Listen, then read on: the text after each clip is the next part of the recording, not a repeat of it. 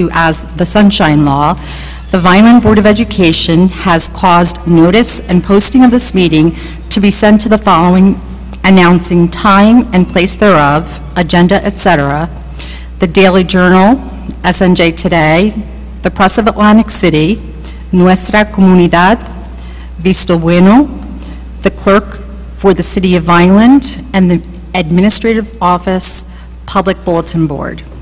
All rise for the flag salute.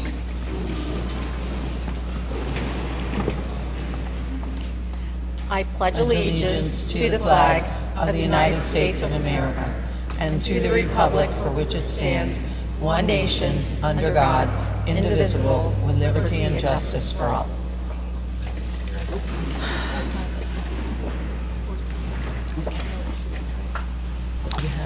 Ms. Haley, do we have any resolutions for executive session? Yes, we do.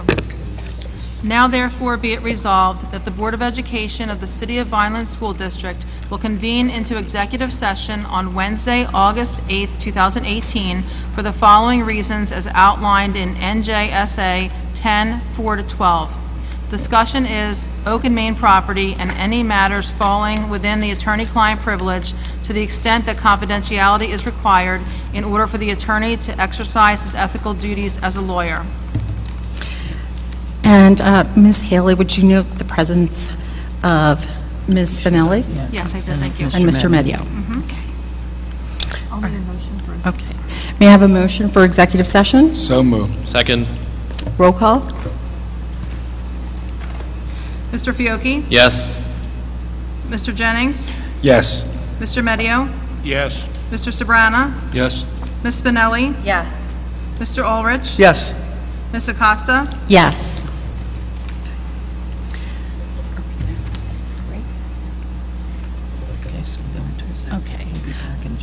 Okay. We're going into executive session, and we'll be back shortly. Thank you.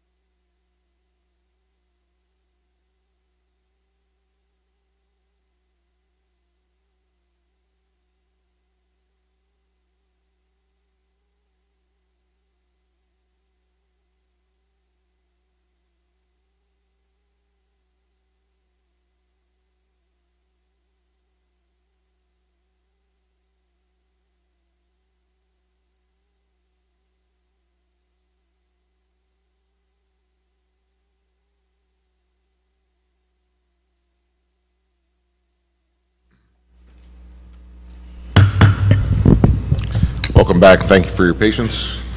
Dr. Gruccio, do we have special presentations for this evening? We do. We have a few. First, I'd like to call forward Joe Calavini, who's going to do our first presentation.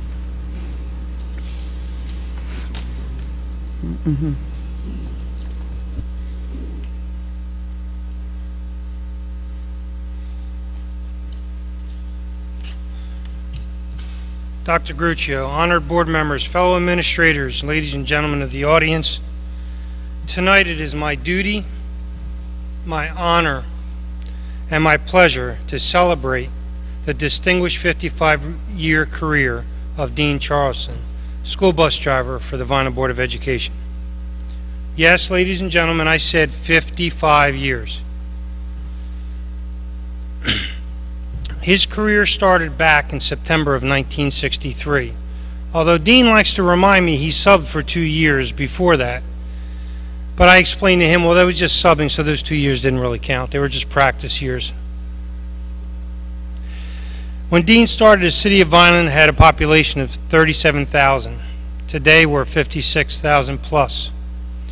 The school district had 12 schools, 5 of which were 4-room schoolhouses.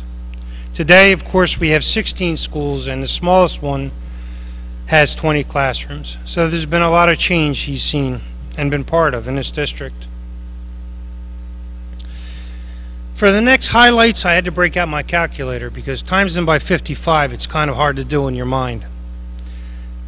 To date, Dean has transported over 8,000 students to and from school. 12,000 students on various field trips that he's driven, I being one of them. For a combined mileage of over 500,000 miles he's driven. And I have to say, he's never had an at-fault accident in his career. Over the years, he's been a leader to his peers and our department.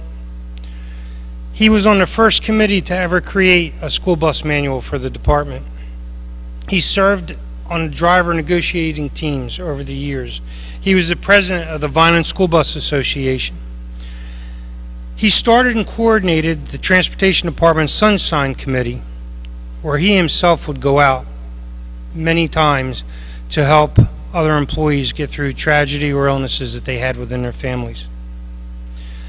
He planned and worked countless spaghetti dinners and at least over 20 retirement dinners he put together. He's truly been a great leader, and of course behind every great leader is a family, a good family. His wife Phyllis, his son Dean, his daughter Dawn, and his 2 grandkids, Jason and Dean. This is usually the point in an honorary speech like this that you would bring up some funny story of something maybe he did wrong or not quite so right, but I don't have any. He is truly a model employee for this district. You could set your watch by him every morning. If you had your kids out 1 minute late, it was a problem because Dean was on time. And he was there every day. And I mean every day. He amassed over 550 sick days throughout his tenure as a school bus driver. Many of those he gave away to other peers who had serious illnesses and needed time. The funniest story I can leave everyone with, it's the old school district joke. Be careful how you treat the ornery kids in the class because they tend to become your boss someday. Well, Dean's had to survive that for 32 years. I hope I wasn't too hard on you, Dean. I do want to personally thank you for your years of service. It has truly been a pleasure. At this time, I'd like to ask Dr. Gruccio and President Boardley to come down. We have a small token of our appreciation for the many years of service. Dean, if you come up.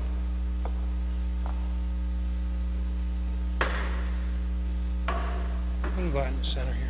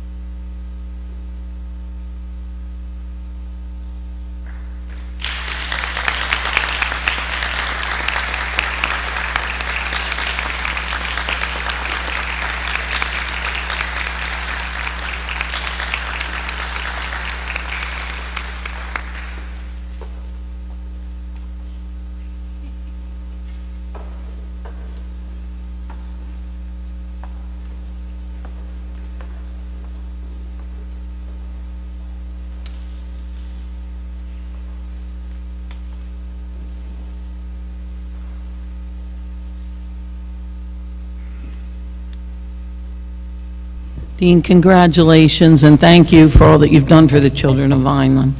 I asked him if he wanted to say something. He said nope.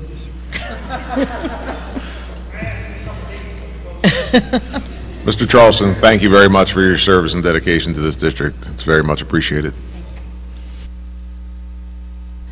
Okay, our next presentation is from Mr. Frangipani. Twice a year, he has to give the board an update regarding HIB, and that's what he's going to do this evening.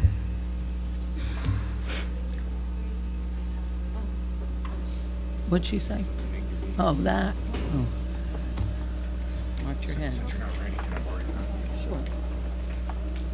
Watch your head.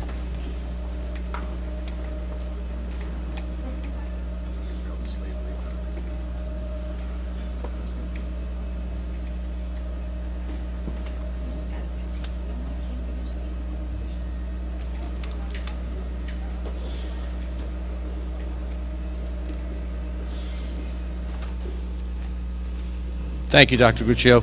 Good evening, everyone. Tonight I'm going to go over the HIB rules and the number of HIBs this year. And tonight you'll be also voting on the HIB policy. There's been a change in policy 5512. So I'm going to give you an update on those changes so you have an idea what's going on with the HIB. Let's see. Of course it's not.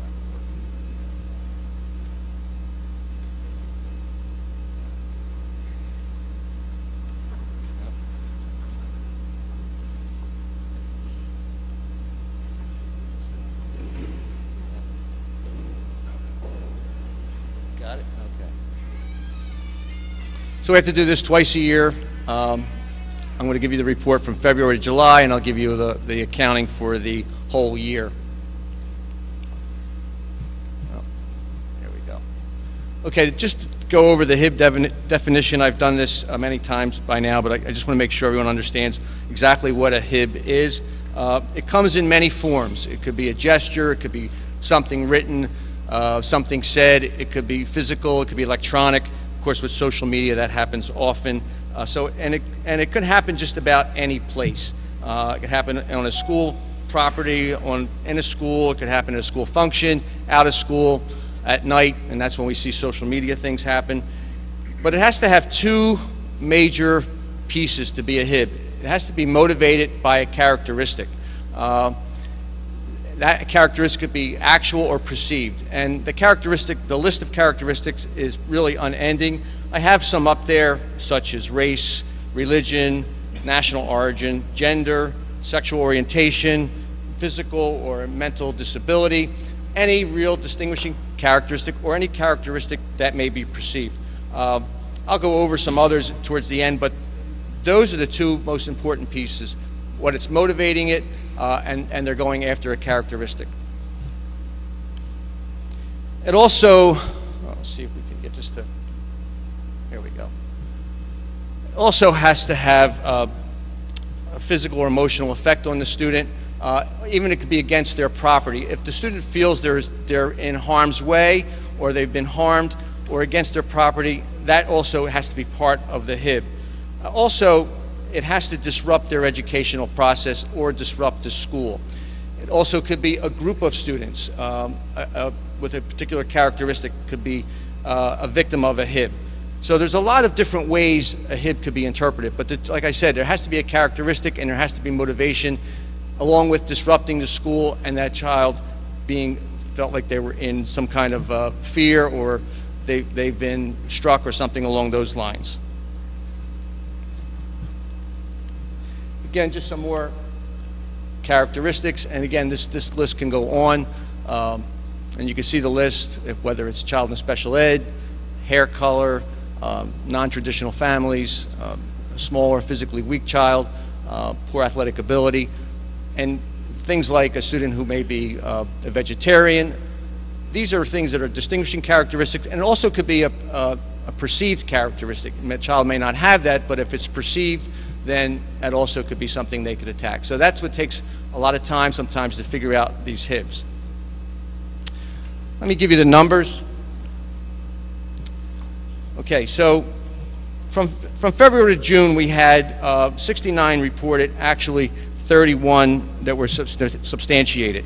And that's one of the changes in the law we're going to talk about, why that number 69 for the half a year and actually 31 were actually founded, and what the changes mean for the HIB law. Okay. For the year, we had a total of 47 substantiated and 125 reported. Now, when a HIB's reported, there's a lot of information that has to be done, an investigation has to be done, statements taken, a lot of things go into it. So when you have 125 of them, it's a lot of work for the principal and the anti-bullying specialist, or ABS. I'm going to go over the changes since it's something we're going to be voting on. The state in July 1st changed revised the HIB law, and there's actually 8 parts that have been changed. The first probably being the most significant. The principal now can talk with the ABS to determine whether a HIB needs to be reported. Now, that means that that number of you saw, 125, should drop dramatically. Now, that doesn't mean that if an incident takes place, they're not going to do something about it, because a number of the incidents are just conflicts, not HIBs. So they'll follow the code of conduct, but they don't have to investigate the HIB as a HIB. If the evidence should change and they feel like, okay, this is a HIB, I'm going to go into it, I'm going to start going down that road. But many cases, they're not HIBs, they're just conflicts between students. But if the student or the parent reports it as a HIB, they were required to take all the necessary steps. Again, that's why we had 125 reported and 78 were unfounded. But again, most of the times it's a conflict between students. That was the first change. The next one is for our approved private schools where we have students with disabilities. They weren't required to have a HIB policy, now they are. And if there is a HIB reported from the school, our district has to take the lead in the investigation, and the child study team who deals with that with the out-of-placement students, out-of-district students will conduct the investigation, and they're required to work with us. That was a change. The next one is a little different, requires the school district to take into account the circumstances of an incident when communicating with parents to protect the student. This is for a student who may have gender identity issues and their parents don't know about it. So when the principal calls to say that there's a HIB, they want the principal to be sensitive to the fact the parent may not be aware their child has maybe homosexual, maybe transgender, and they never really had the conversation with the parent. So they're required to take that into account before they start talking to the parent. The next one really talks about, we never had a deadline for when a parent can request a hearing to the board when they want to appeal a HIB. Now they gave it a number, 60 days.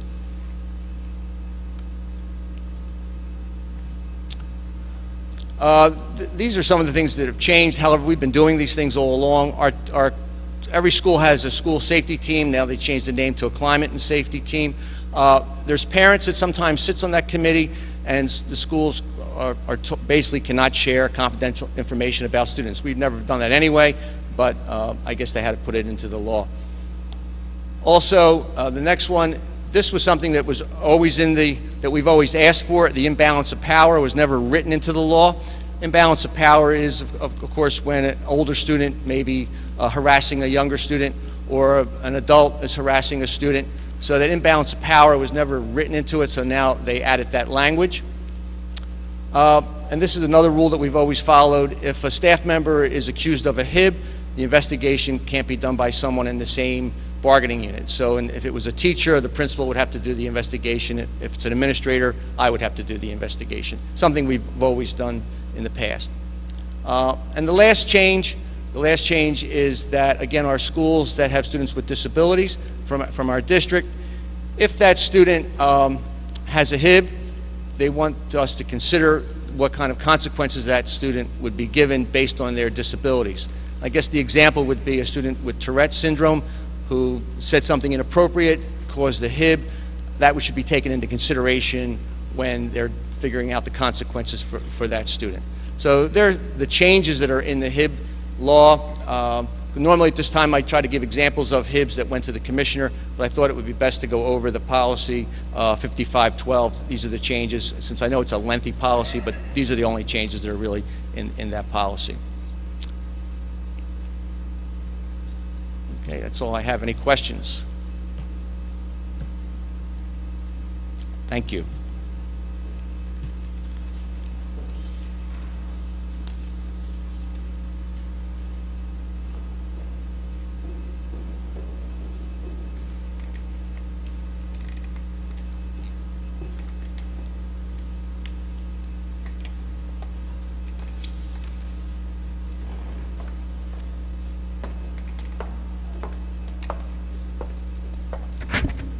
Our next presentation is by Dr. Dina Elliott from CC Tech, and she's going to be going over some of the initiatives at the technical school.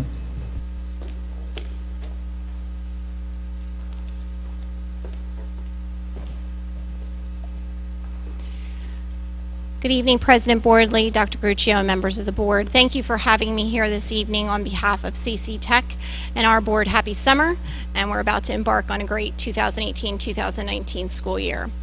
I know as a board you have been receiving questions, administration included, about transparency at CC Tech, and I thought it appropriate under consultation with Dr. Gruccio. Haven't been here in a couple of years. We were here a couple of years ago to explain our initiatives, explain the setup of the school, but it has been some time since I was able to present to the board on some changes, some consistencies, and answer any questions that you may have. So after the presentation, I'm certainly available. I will remain till the end of the board meeting as well, so if you have any questions for specific instances, I'd be happy to answer them. So with that, see if I can do this as well as Dr. Frangipani. So laws governing vocational schools. We are governed by 18A 54. Of course, all of the other laws that you are under, we are also under, but this is specific to vocational schools. So 18A 54-7 dictates the tuition piece that we'll talk about in a little bit. 18A 54-20.1 is students to county vocational schools. That also addresses tuition, but also the admission piece that we are allowed by law to do. 18A 54-20.3 is the pupil directory information. What that piece of the legislation states is that any addresses, names of 6th through 8th graders must be provided by public school districts. 18A 54-27 through 29.4 dictates the Board of School Estimates and the county tax. As you know, our board is appointed by the county freeholders. Therefore, we don't go through the same budget process that comprehensive districts go through. We go through a Board of School Estimate, which is comprised of 3 members of the freeholder board and 3 members of our Board of Vocational Education. And that sets the budget for the school year, in addition to approval by the executive county superintendent.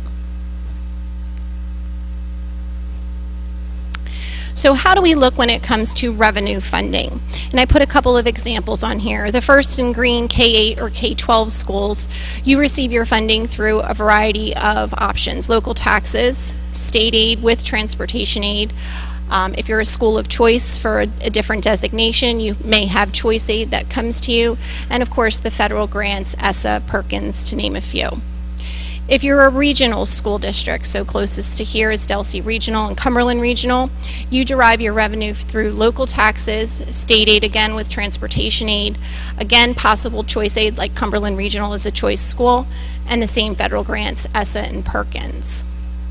When it comes to vocational school districts, we receive our revenue through county taxes, state aid, no transportation aid because transportation is provided by the sending district, so they keep that aid, tuition, and the same federal grants, ESSA and Perkins.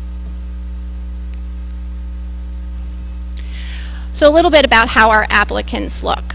So this is by municipality, the 13 municipalities within our county, and you'll see the lion's share is through Vineland. 314 applied to us through Vineland, and again you'll see the surrounding areas. That is historic. Even when we were a shared time institution, Vineland still represented the lion's share of applicants. And this is just a breakdown over the 3 years, class of 2020 being our now rising juniors, class of 2021 and class of 2022. And you'll see the applicant pool also grew, which statistically Vineland's applicant pool did grow as well.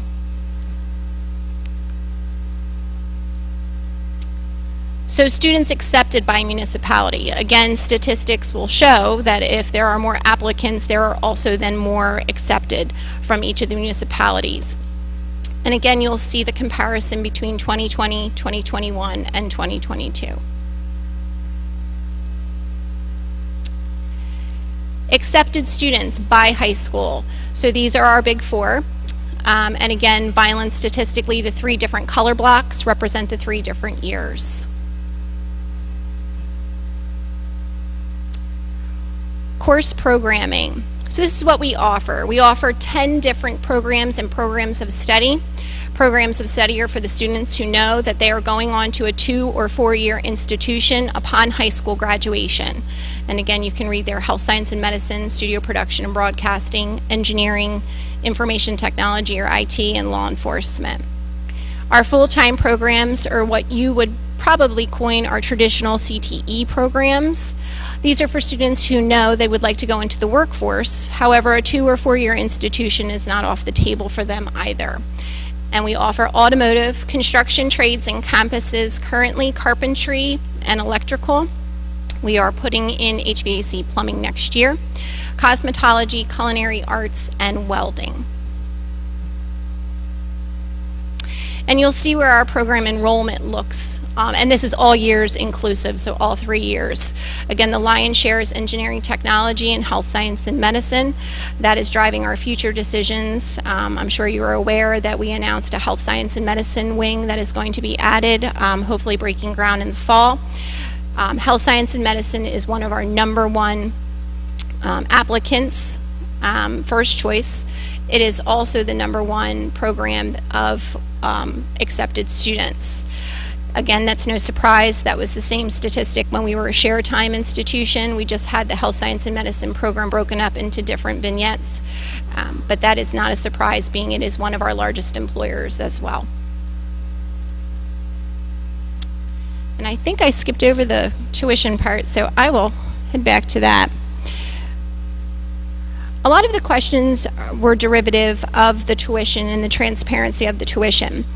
And tuition, as Mrs. Haley, I'm sure, can speak better than I about tuition. Tuition is a catch-up. So it is usually a 2-year look back, and in our case, it is no different. So the tuition rate that you are provided is set by our Board of Vocational Education. I'm not going to mess with this, but I will have this presentation available to Dr. Gruccio if she would like to share it with the board. The tuition rate that is then certified by the state is certified after our Board of Education takes action to set the tuition rate. So in our first year, 16-17, we have a deadline of December 15th, which is in legislation, of which we have to set a tuition rate. So in our first year, with only 240 accepted students, and then of course around 200 shared time students, it's very hard to look into the future to see what the tuition rate is going to be. So based on our costs and everything that we had, and it's truly probably the easiest equation that you can think about, expenditures minus revenues. That's really all it's derivative from. After that, we set the tuition rate. It wasn't until January of 2018 that we received a certified tuition rate from the state. So in essence, we had to operate 2 years on best guesses and best practices. And what that certified tuition rate is: regular, it's broken down into regular vocational and special ed vocational. The regular vocational certified again in January 2018 based on 325 total population students. And those were our 240 in the freshman year in 2016, and also about 200 shared time students. Well, you're probably doing quick math and you're saying, wait a minute, that doesn't add up. The shared time students are halved. So if you have 200 students, it only counts as 100 full-time students. So that's where the discrepancy is as well. The regular ed tuition was $5,211. The special education tuition certified by the state, $11,790. What our tech board approved at that time, and it has since increased about 2%, was $7,200 for regular education and $79 for special education. And if you're doing the numbers, that should be halved for shared time students. So for 5211, around 2,600, and 11,790, close to 6,000 for a number. But at that time, we had set the tuition rate for shared time as well as shared time special education as at $1,000. So you can see the whole pot of money coming together. There is actually a flip until we got the certified tuition rate that we were anticipating and we had to absorb. And we knew that that was going to be a gamble. As we grow and as we fluctuate with staff, revenues, and expenditures, this will not stabilize until 2020, and the tuition rate will then be very close to what it should be. But we had no way of projecting what it could be without that certified tuition rate, which didn't come till 2 years later. So, what's that mean moving forward? That means as our funding remains stable, which it has, we're very fortunate, that tuition will be looked at every single year for reduction to sending districts. That also means that as we grow, and we're about 1 year away from that when we're fully implemented, that we also will have a very valid certified tuition rate that's based on costs, enrollment, and just that. So it's very important to kind of stick with us. Dr. Grucci and I communicate, we've been communicating all throughout these past couple of years, not only on this, but also a lot of different projects and initiatives that we think we can bring value to Vineland Public Schools as well as what we offer at CC Tech. So it's important to know that just because you see one number, there's a lot of different moving parts. Our business administrator did an extensive analysis for Mrs. Haley, a 1-month snapshot, so what it looks like.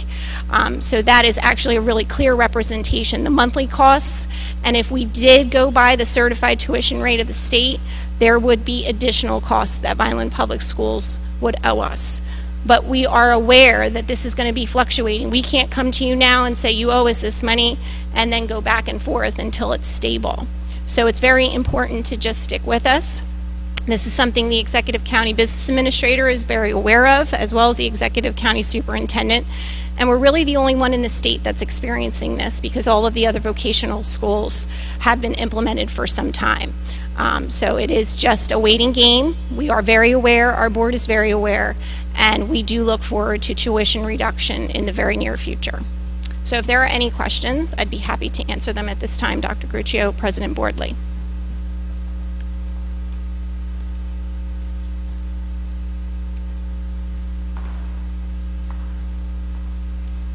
As I stated, I will stay after as well if there are any questions from the public later on. Thank you for your time and again for the opportunity. Thank you, Ms. Elliott. Any board members have any questions or comments?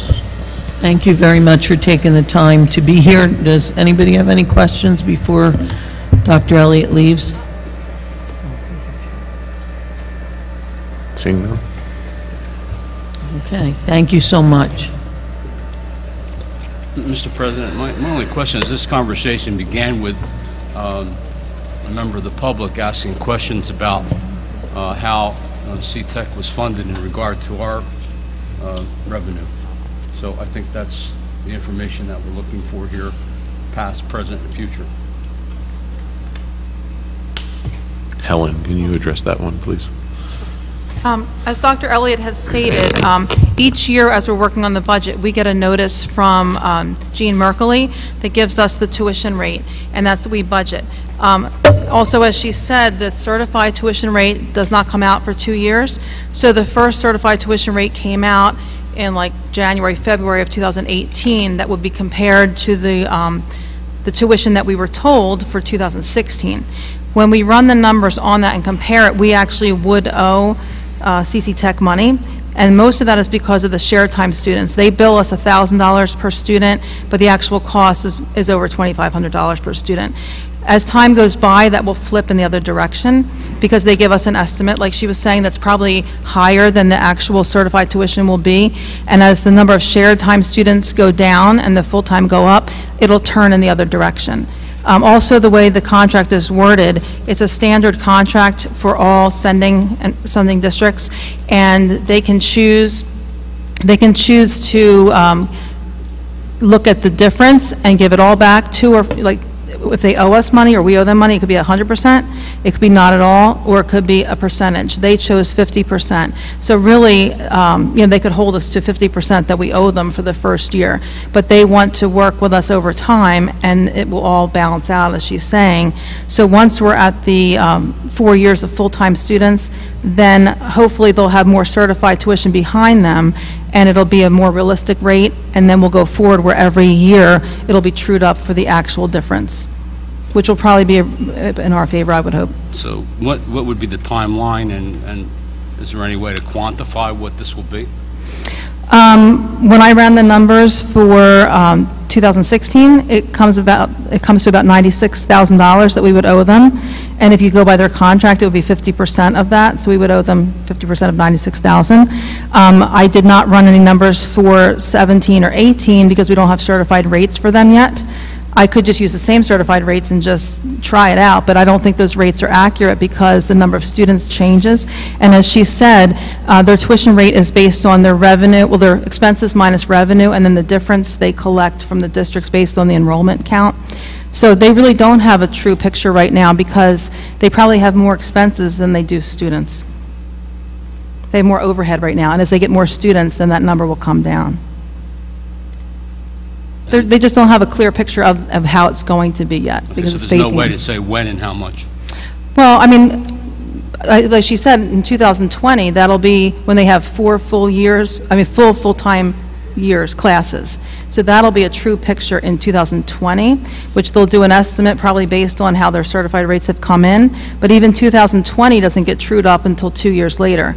And it's that way with every district. Like, we have other vocational districts, but as Dr. Elliott said, the other ones have been at full-time for years, whereas CC Tech was shared time, and they would only bill like $700, which we didn't have to true it up because that was a low rate, and they were probably already absorbing costs at that point. That's all gone now. That's all gone, that's all gone. Well, now, I mean, this year is it's 18, 19 is the first year with no shared time students. So there's 3 years, 3 classes worth of full-time that they would compare to their expenses minus revenues to get their estimated tuition, and that's what we pay on. But really, with any district, like any of the contracts we approve for special ed, sending and receiving, and any contracts for other vocational, they're all the same. There's a section on the contract, and it's a state-written contract, that says 2 years after that year, the certified tuition rates will come out, and the difference will be compared, and either one or the other will pay each, like sending will pay or receiving will pay the difference. And on the contract, they can choose whether to make it 100%, not at all, or a portion. But most of the ones that we deal with are 100%. And we do the same thing, like with districts, like if we have homeless students that come here from another district, when we get our certified rates, we send a letter to that district saying we owe you or you owe us based on the count and the certified tuition. And then we get that letter like in January or February, and it's for 2 years before, and they can pay in the next fiscal year. So there's a big lag every time. This is just different because of the phase-in of the shared time versus full-time. Thank you. Follow-up for Ms. Haley. I think the characterization that this will all balance out is great if your revenues are increasing, and in our case, they're not, under the new state formula. Oh, I don't think Funding balance plan. out that way. What I mean is that You said it's going to even out. what I'm talking about is, okay, say they bill us $7,000 the first year for the full-time students, Right. and they bill us $1,000 for the shared time. When you say, okay, well, we really had 100 students that year full-time and 300 students shared time, you calculate out what the tuition was billed to us. Then you compare that to their certified rate, which is lower for the full-time but higher for the shared time, and there's also a difference in the special ed students, so you calculate that out, which I shared the spreadsheet with everyone. Right. That spreadsheet I prepared based on numbers that I got from them and from the state and the county. So that has to be done every year. So A if it- follow-up question on the special education Okay. then. Our special education funding is titled funds, right? some of it is, but we do get special ed aid through the state aid also. Okay. So the tuition part for special education, is that taken out of the special education tuition rate, or is that taken out of our general budget? It Because comes we're breaking it out. It comes out of our general budget. Why doesn't it come out of the special education? The grant? Yeah. Well, because the IDEA grant has different categories, and we do allocate a lot of tuition to that already, but then there's also other positions and other, a program, maybe Terry can address better, other programs that are in the IDEA grant, and we just don't allocate any of the CC Tech special ed to that. Something else would have to be cut out of that grant if we move that in. But we try to put as much tuition into that grant as possible, because when you put salaries in that grant, then you have to give back the FICA and Medicare to the state, because you'll be double counting that. So what would be cut out of that budget? You said other things would be cut out if we... If Mrs. Godlewski could get up and address that, she works on the IDEA grant. I don't know all the programs that are in there. But yes, you choose what goes into it. And we have over the past few years, we did flip-flop where we took most of the salaries out and put tuition in there. So there's definitely tuition in there, just not CC Tech tuition. 50% of the IDEA budget goes to tuition. In the IDEA grant, we also have classroom aides. We pay for the salaries of classroom aides because they do not have TPAF or whatever the accounting piece that comes back in. Whatever Mrs. Haley had just said about the accounting piece, we do have aide salaries within that. We have secretarial salaries in the IDEA grant. We pay for our ESY program, our extended school year, which is a mandate. We pay for that out of our IDEA grant.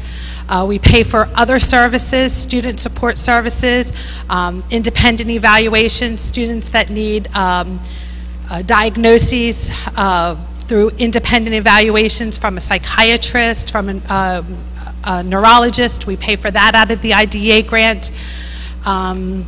We pay for our summer testing out of the IDEA grant. We pay for some substitutes out of the IDEA grant. So there are other things that we pay for. The special ed department itself, the schools each have a school-based categorical, but the special education department does not have a district department fund or budget. All of our needs come out of the IDEA grant, but 50% of it does go to tuition.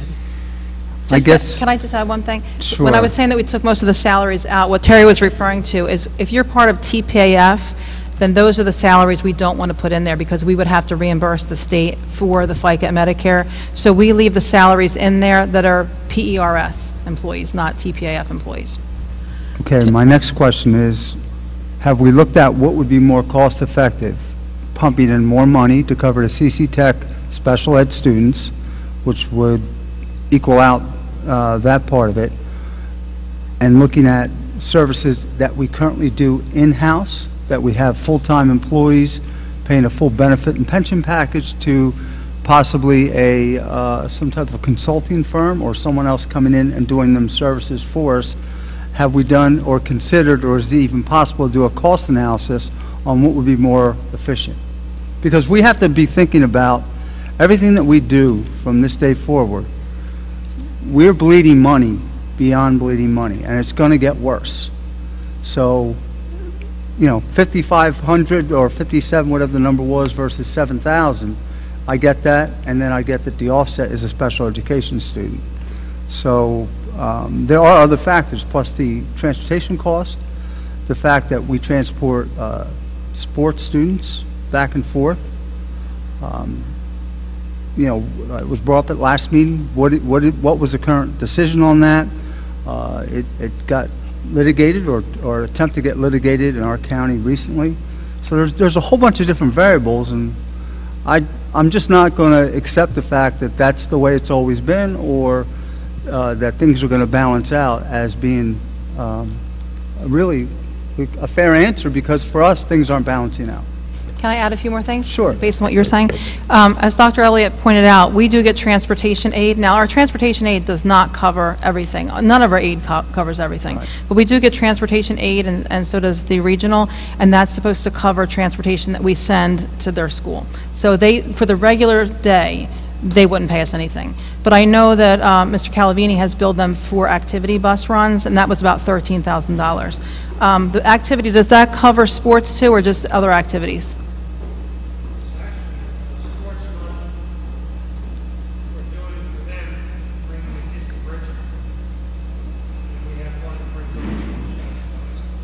Okay. So I know we bill them $13,000 for those activity runs. Terry, do you happen to know exactly how many special ed students go to CC Tech? No.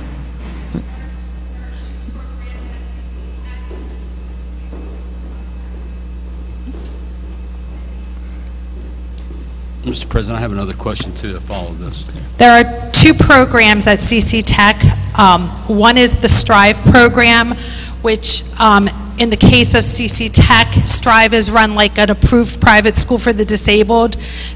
How we send students out to Pineland, Creative Achievement, Bancroft, Bankbridge, it's the same type of program. Right now we currently have 5 students that are going to Strive from Vineland. Then the other piece of that are the full-time students that go traditionally in one of the 8 or 9 school areas that happen to have IEPs, and I am not quite sure of that number because those students technically don't fall under the special ed department at that point. Once they're transferred out, they're CC Tech students. The Strive students are still considered Vineland students. In the year that I was comparing and calculating the numbers out, I have eight special ed students. Total. So 8 special ed students times 11,000, is that what the number? 11,790, and they billed us 7,900. So like we had, the numbers I was using, we had 81 full-time students, 131 shared time, and 8 special ed, and then Strive was separate. And you say if everything was done according to the set tuition rate, that we would owe them $90,000. What I calculated out, it was $96,531.50, but their contract reads 50% of the difference. So it'd be $45,000. Dr. Elliott, I hate to call on you again, but would you be kind enough to explain to the board the court's decision regarding athletics so everybody has a clear understanding?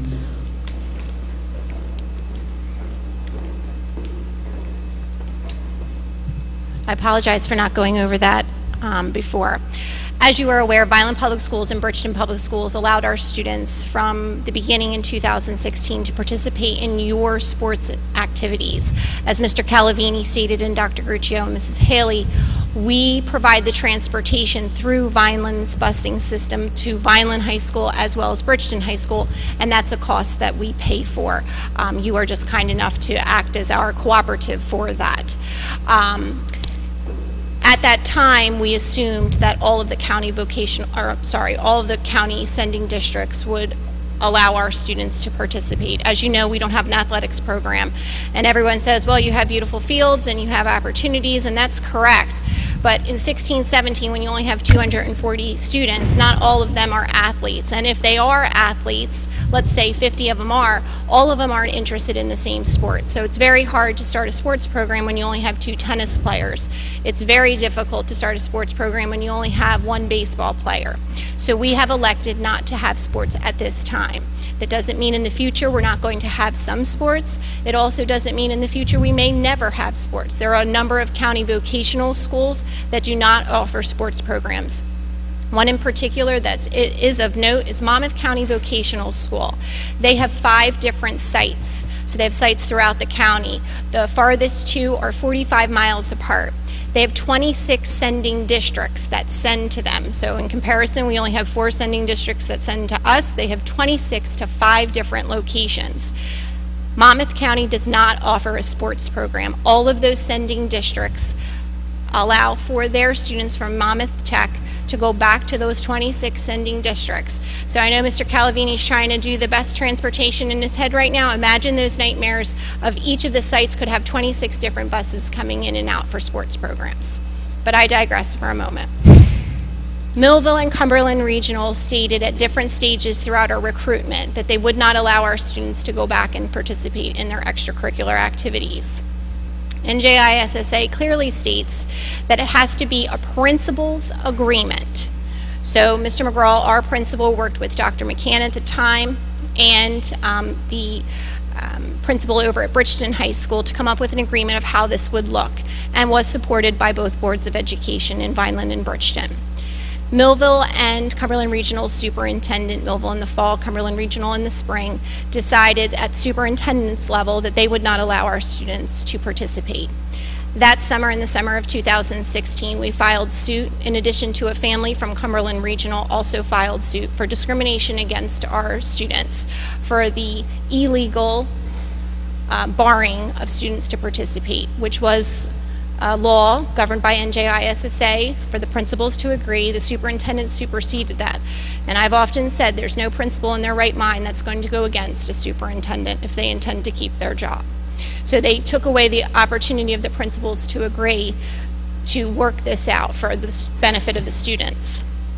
It has taken 2 years to go through the administrative law process, which is an excruciating process. Nonetheless, they combined the court case so that the student joined our case, and judge did not render a decision until March of this year. In that decision, it said that it upheld Millville and Cumberland Regional's exclusion of our students. However, administrative law, and Mr. DeSanto could speak to this, automatically gets kicked to the commissioner for final decision. So regardless of what the administrative law judge decided, either in our favor or against us, that it automatically gets kicked to the commissioner. The commissioner in June 7th, ruled that it was not allowable for Cumberland Regional and Millville to disallow our students to participate, and ordered us within 20 days to come up with an agreement so that our students could participate from Millville and Cumberland Regional within the 18-19 school year. At this time, we are working feverishly with Millville and Cumberland Regional due to vacations and schedule changes between both of those districts to hopefully allow our Millville and Cumberland Regional students to participate come fall sports. It's looking a little less likely for fall and more likely for winter. We're hitting a couple of snags. What's important to note is that because Vineland and Bridgeton allowed for us to have our students, we were able to put together some really great processes. One, for instance, and Mr. Robbins is here and he can attest to this, is Genesis. We are all on the Genesis system. So we have created user groups for the coaches and for Mr. Robbins, so we can check discipline, we can check grades. The coaches can dial into the Genesis login, attendance, all of those NJSIA regulations. Mr. Robbins and his coaches have access to in real time. So as soon as a discipline is encountered or given to a student, Mr. Robbins is made aware because this could impact their participation in an athletic, and vice versa. So there's constant communication. The busing has been a godsend not only to us at Tech, but also to parents because they don't have to shuttle their students from Tech to Vineland and or Bridgeton. And of course, that is revenue to you for those runs, and we are very appreciative. If Millville and Cumberland Regional do sign on for this, we will then do additional runs. Hopefully we can work that out with Mr. Calavini, and again, that would be additional opportunities for the Vineland Board. So it is, I thank you for that opportunity, and Bridgeton, if I were there, I would thank them as well, because it's given us opportunities to really streamline the process for our student athletes. Mr. Sabrina, you had a question? Ms. Haley, in regard to the shared time tuition, how was that number arrived at? Is that a formula from the state? Was that something that was negotiated?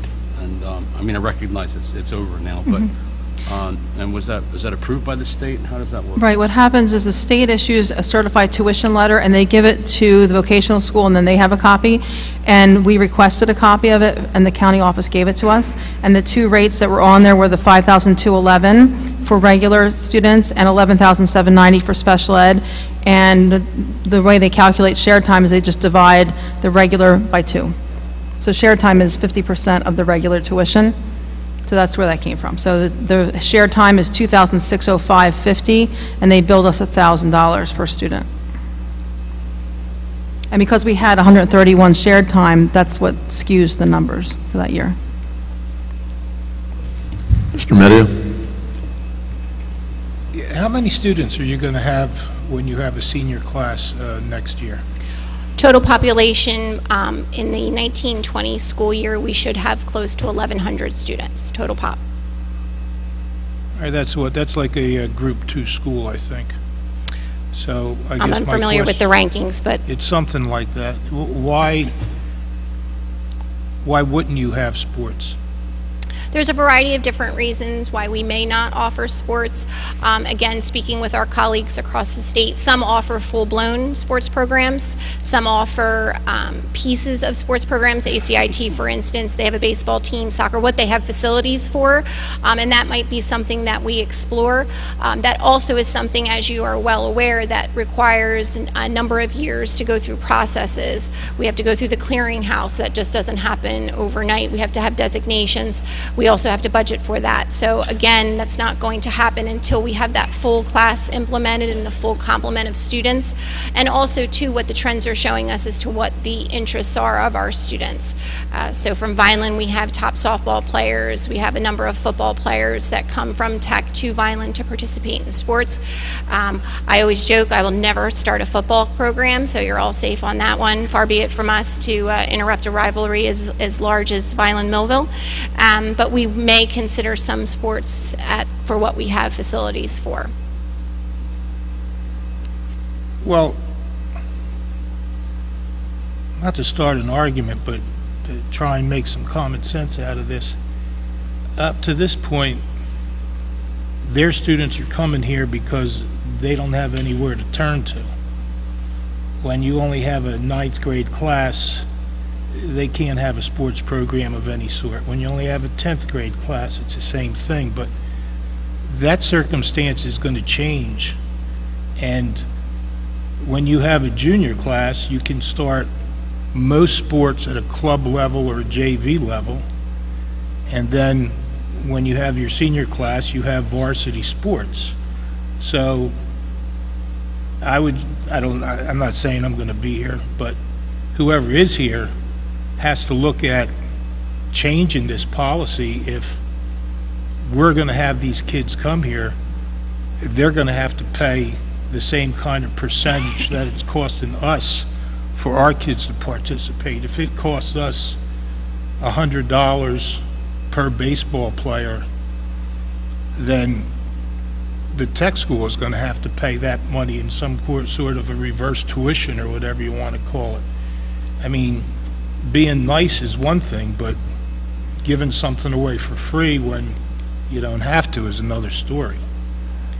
You know, I just read an article, Toms River School District is considering cutting all junior varsity sports. We're punished under the new funding formula.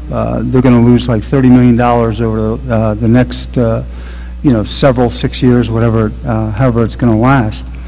So being flat funded, like Ms. Haley said last week that we should be at our special budget hearing, flat funded is, that's no good. We're going to give out raises. I see there's raises tonight. Health benefits are going to go up. So it's a negative deficit. And the county road tax have been kind of exempted from the cuts in that bill, and their funding increased. So we're already paying for the students. I just want to pay what we have to pay, what we're obligated by state law. I would also like to see the documents from the commissioner on the final order on the sports situation, and also the commissioner's order or somebody from the Department of Education, the certified tuition rates for the full-time and non-part-time students that you referred to. Because it seems like that number was very elusive, and it took a private citizen to really bring this to our attention, and he's got a lot of great points in that, and I'd like to see some real documentation and not, well, I got this from the county superintendent who got this from this superintendent. Okay, I do have the certified letter that I think I shared with everyone, and there's a spreadsheet that is also the state spreadsheet. I could share that with everyone. It shows the exact calculation and what all goes into it. Okay. Thank you for the questions or the answers. Thank you, Dr. Thank you again, Dr. Elliott. Any questions or comments regarding HIB? Seeing none. Do I have a motion to approve the minutes for July 11th, 2018 combined board meeting? So moved. Second. Roll call, Mrs. Haley. Mr. Fiocchi? Yes. Mr. Jennings? Yes. Mr. Medio? Yes. Mr. Sobrana? Yes. Ms. Spinelli? Yes. Mr. Ulrich? Yes. Ms. Acosta? Yes. Mr. Boardley? Yes. Do we have a report by the board solicitor? None for public session. Thank you. Do we have any public comment on agenda items? I don't have any on-agenda items. The one that I was given would be at the end of the meeting because it's not an agenda item. Anyone in the public have anything regarding the agenda? Seeing none. Dr. Gruccio, motions and resolutions. Okay, I'd like to recommend discussion of personnel items 1.1 through 1.3, retirements, resignations, terminations, leaves of absence, employment, transfers, student substitutes, extracurricular activities, extracurricular summer, volunteers, and information only sheet is attached there. One at a time. Right. To who? I'm just doing one at a time, sorry. Any questions or comments regarding 1.1A through G? Mr. Medio? My only question is the same thing that it was at the last meeting, probably will be again at the next one, because all this is going to go through. Do we have any data to show that we need to fill all these positions? I can't hear.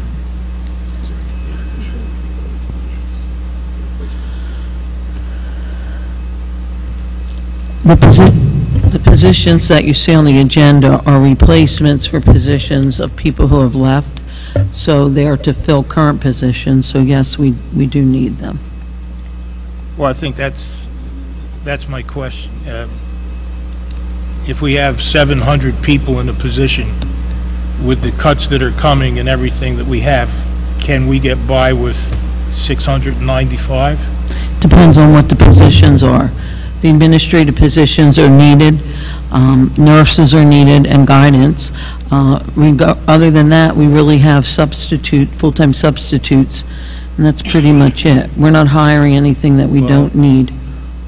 We're still paying those full-time substitutes. I guess my final statement would be that under 2B or 9B, whatever it is, where board member recommendations, I think as a board that's responsible and looking out for the public trust, good microphone again tonight, we should look at all of these positions and see what we have to do as far as not filling positions, looking at reduction by attrition. As Mr. Ulrich said, you have places that are looking at cutting things that they've had for a long time, and some of the ideas that people have had and some of the things that some people have said should be cut. Even if you cut everything that everybody suggested, you're still not going to be where you have to be next year. So Gee, we should I'm look. sorry, they can't hear Mr. Medio, and it's difficult for us as well. You can't, you're right.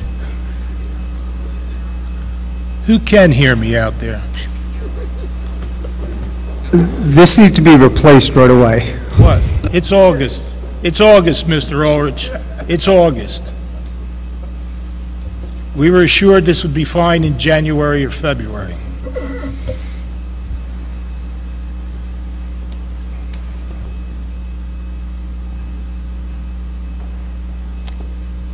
I don't have anything.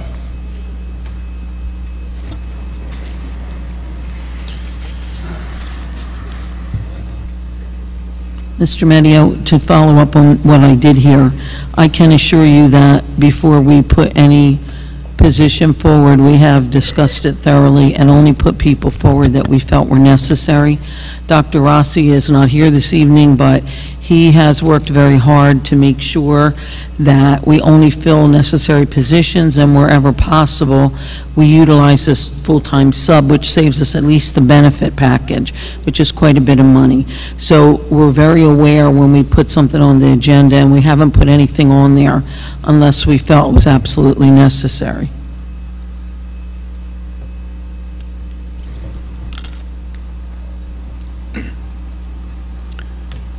I have something concerning retirements. Is it my turn? Whenever you'd like to speak, go ahead. Okay. I'd like to recognize a friend of mine, Mr. Anthony Galzerano, librarian. I believe he was a librarian for 33 years. He's retiring. Mr. Galzerano and I have had multiple discussions concerning issues in the school system, and just, you know, everyday talk like you would have with a friend of yours. And he helped me understand how important librarians are. They do more than just library. They help plug in holes where needed, and they take on extra classes and move from school to school to help the students understand reading, and how reading is very important to all of our students. And I'd just like to recognize him, Mr. Galzerano, and I believe his father was a principal in the district for a very long time. He retired from the district. So they, you know, they spend a lot of time with the students in the city of Vineland. Thank you.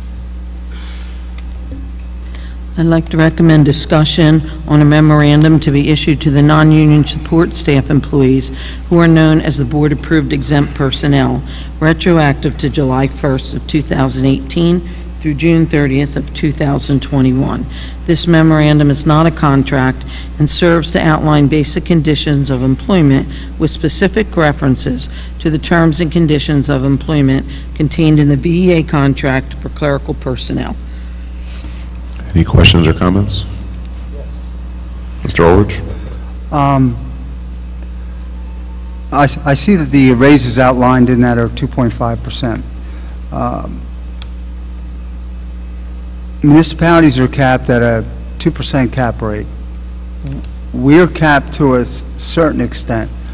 How did you come up with the fact that it should be 2.5%, 1.95%, whatever? How was that number derived?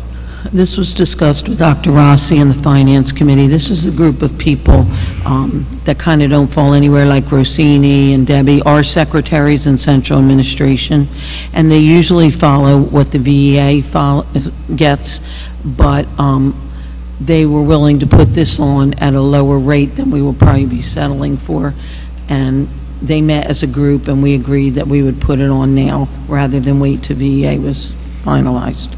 Well, I think with VEA, you're looking at, there are steps involved in VEA. There's higher levels of education, obviously.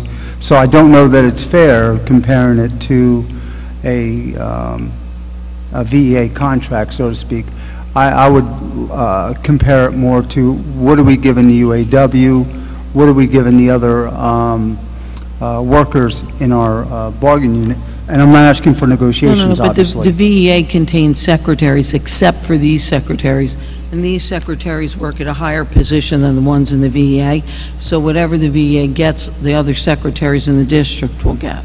Well, the VEA contract's not settled, so That's wouldn't it correct. make sense to wait until they settle their contract, look at what their secretaries were given under the collective bargaining agreement, and then go along with that figure? I would be happy to do that. But just so you know, in the past, whatever the VA got, this group usually got. Okay. So I'm only saying that this may come back to cost us more money than if we move forward with it now, that's all. or it could potentially cost us 2% instead of 2.5. And listen, I know a lot of these people, and again, I'm not going to debate their work ethic, what they do for the district, anything like that. But I would, if it ends up cost us more, because we're drawing a comparison. They want to come before the VEA, which covers regular secretaries. So maybe it would be prudent to wait until the VEA contract is done. And if it's 2.2 or whatever it is for that particular group, then it is what it is. But, you know, we don't know that yet. So, and they're in mediation. I can almost assure you that we're not going to settle for less than 2.5%. Point of order. Yeah, but Point of order here. We are in open negotiations right now with the VEA, and we really need to just vote yes or no on this, because the more we discuss it, the more we are discussing our negotiations. I'm going to beg to differ. There was no discussion about, that was going on about negotiations. In fact, that they were noted they were negotiations, that we shouldn't put the cart before the horse. Thank you. I agree, and I think we should just vote yes or no on this. That's all I'm saying. Got it. Any other questions or discussions regarding 1.2? Can I make a motion that this be pulled until the VEA contract that includes our secretaries be settled? Is there a second? Let me see. Second. Anybody hear me? Roll call, Mrs. Haley. Mr. Fiocchi? No. Mr. Jennings? Yes. Mr. Medio? Yes. Mr. Sobrana? Yes. Ms. Spinelli? No. Mr. Ulrich? Yes. Ms. Acosta? No. Mr. Boardley? No. 4 noes, 1, 2. I have a question. Hang on I a have second. 4 and 4. I have a question that may change my vote. Okay, since we're still on this. Excuse me? Robert's Rules of Order provide that a person may change his vote if at the night of the meeting only. Otherwise, there are procedures that must be followed, so. Okay, thank you, Bobby. If this is pulled and down the road we vote and it carries, is there retro pay involved in? No. You Just know, like the VEA, this would go back to July 1, just Okay. like they would, yeah. All right, I'm gonna stay with it. It didn't carry anyway. So we'll just vote up and down on to approve it. Probably won't carry either. All right? Right, so it's going to be a moot point. Okay, I'd like to recommend discussion regarding the contracts for the New Jersey Youth Corps grant-funded staff from July 1. No, we have to vote on the original. No, we clustered. I don't think, We haven't voted on Okay, any of all them right. yet. usually we do each discussion and then vote as a group. Is Got that it. Okay, all right. All right, contracts of New Jersey Youth Corps, July 1, 2018 to June 30th, 2019. The names of these people are on file in the Personnel Department. Any questions or comments? Okay, I'd like to recommend approval of personnel items 1.1 through 1.3. Motion? Motion. Second. Roll call, Mrs. Haley. Mr. Fiocchi? Yes, but I'm going to need to abstain from 1.1A, employee 13223. Mr. Jennings? Excuse me, what did you abstain from? I couldn't hear you. Short-term hire, so a short-term hire relative. All right. But you didn't abstain from number 2. I did not. Thanks. Mr. Jennings? Before I vote, I would also like to thank everyone who graciously accepted their reassignments due to the redistricting. A lot of people had to move great distances. Their travel has increased, and I'm glad that people are in support of the superintendent, even though they might not exactly like what they're doing, but, you know, it just helps everything in the district go a lot better. And, you know, down the road, things change, and, you know, another year, things might even be much better than they were before you moved. So I'd like to vote yes, and thank you. So you're voting yes on 1.2 also? Yes on all of it. Okay. Mr. Medio? Wait a minute. Are we? We're voting on 1.1, 1.2, and 1.3. Each of these here. So we're not pulling it, we're now voting on all three of them as they're reading right now. So this is the 2.5. Mm-hmm. How did I miss that? Yes on all of it. Mr. Medio? Yes on 1, no on 2, abstain on 3. Mr. Sobrana? Yes. Ms. Spinelli? Yes. Mr. Ulrich? I'm going to go yes, except for I'm going to stay with the reason of 1.2 is sound financial reasoning. So I'm going to vote no on that. And on number 3? Yes on everything else. Okay, sorry. Ms. Acosta? Yes.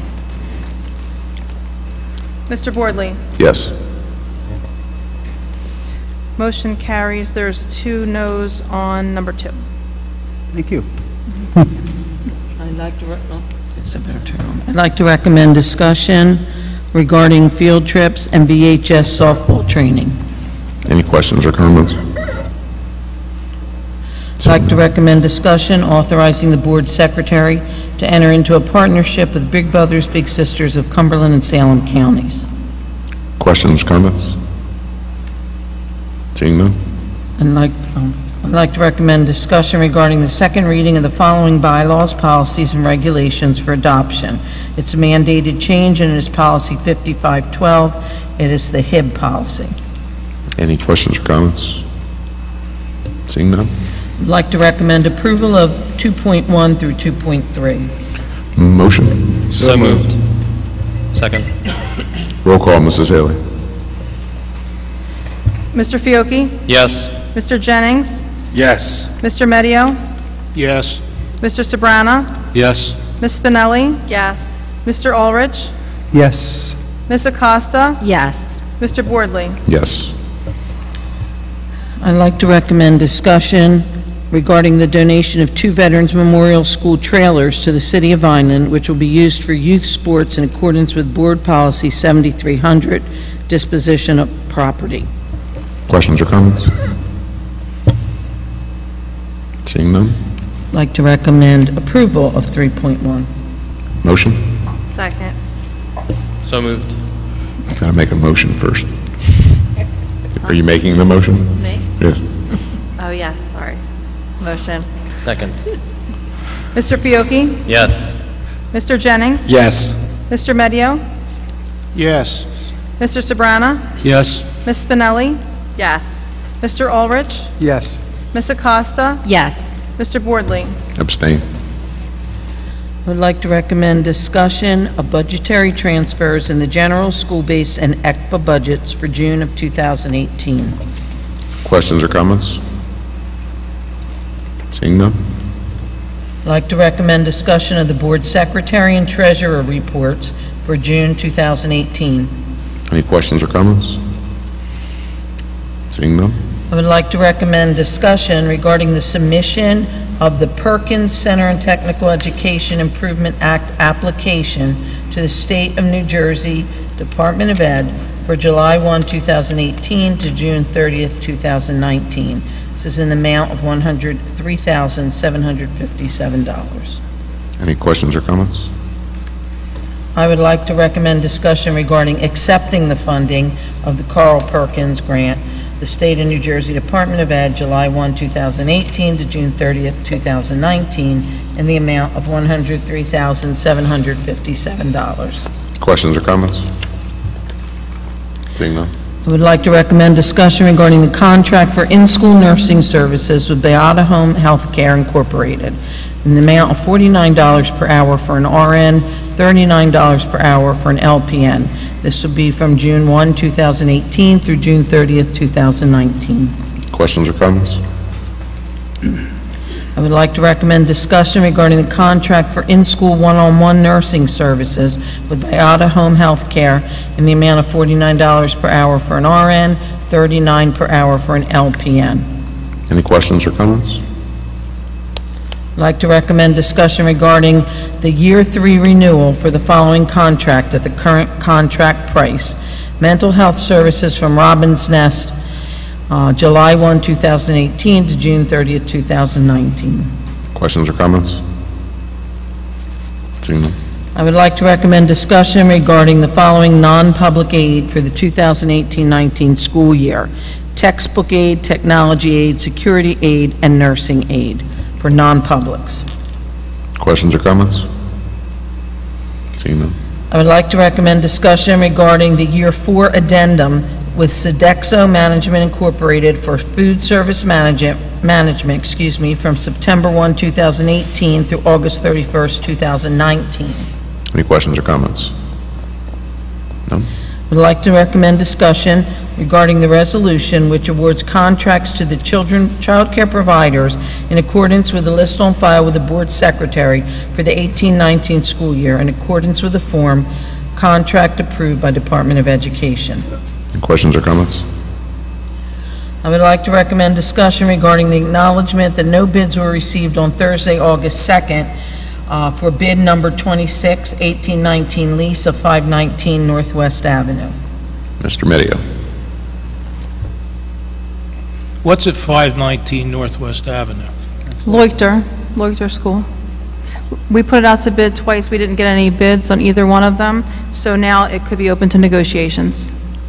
What were the bids for, to buy it or to lease it? To lease it. Any other questions or comments? I have a comment. Mr. It's a Jennings. fantastic building in great shape. Just trying to sell. Why'd they close it? Any other questions or comments? I would like to recommend discussion regarding the bus advertisement renewal of 7 ads for Century Savings Bank for 1 year beginning August 29, 2018 to August 29, 2019 in the amount of $2,538.90. Any questions or comments? I have a comment. Mr. Thank you, Jennings. Century Savings Bank, for the renewal. Thank you. I would like to recommend discussion of the gym wall ad for Century Savings Bank, which will be located in the gym at VHS North, the Dennis Tander Building, from August 28th, 2018 to August 29th, 2019, in the amount of $1,300 with a 2-year renewal. I'm sorry, with 2 one-year renewals, excuse me. Any questions or comments? Thank you again, Century Savings Bank. Looks like I'm going to be your spokesman tonight. I would like to recommend discussion regarding the following Cumberland County Regional Cooperative Transportation Initiatives: the extended school year quoted contracts, extended school year transportation addendum, and the 2017-18 transportation addendum. Questions or comments? Seeing none. I would like to recommend approval of 4.1 through 4.14. Motion. Motion. Second. Roll call, Mrs. Haley. Mr. Fiocchi? Yes, but abstain on 4.7. Mr. Jennings? Yes. Mr. Medio? Yes. Mr. Sobrana? Yes. Ms. Spinelli? Yes. Mr. Ulrich? Yes. Ms. Acosta? Yes. Mr. Boardley? Yes, with the exception of 4.7. I have to abstain.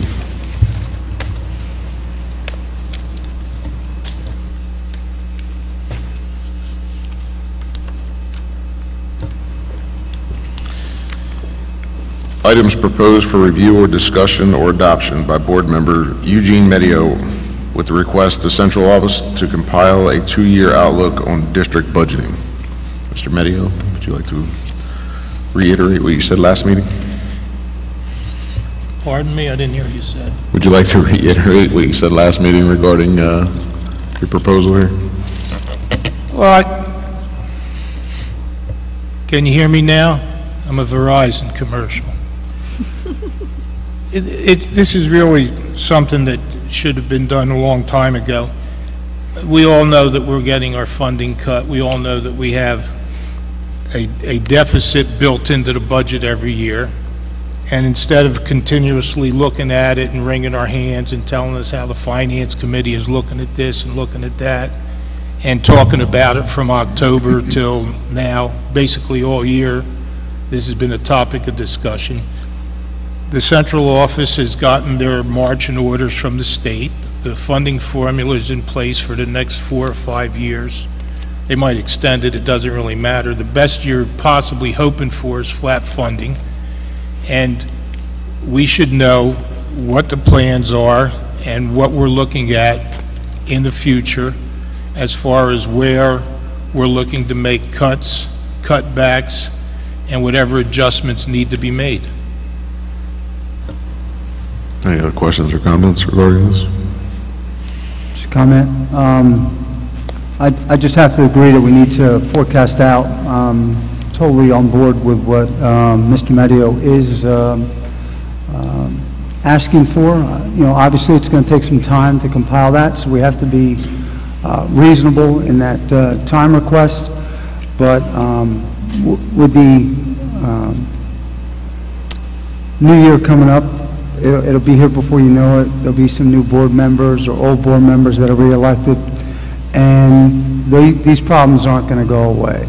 So it's better that we face them as proactively as we can, knowing that the future isn't real great.